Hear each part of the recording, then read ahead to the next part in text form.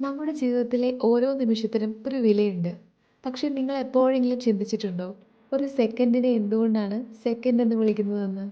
അതിനൊരു കാരണം ചരിത്രവുമായി ബന്ധപ്പെട്ട ഒരു കഥയുണ്ട്.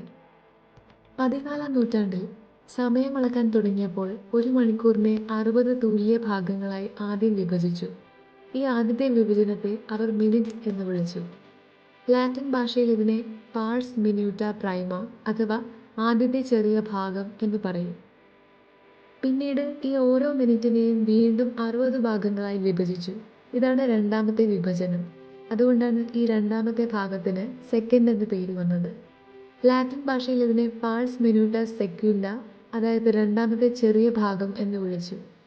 അങ്ങനെ ഒരു മണിക്കൂറിനെ 60 കൊണ്ട് രണ്ടാമതായി ഭാഗിക്കുന്നത് കൊണ്ടാണ് ഒരു സെക്കൻഡിന് ആ പേര് വന്നത്. നമ്മുടെ ഓരോ നിമിഷവും നൂറ്റാണ്ടുകൾ പഴക്കമുള്ള ഈ ഗണിതശാസ്ത്രത്തിൻ്റെ ഭാഗമാണ്.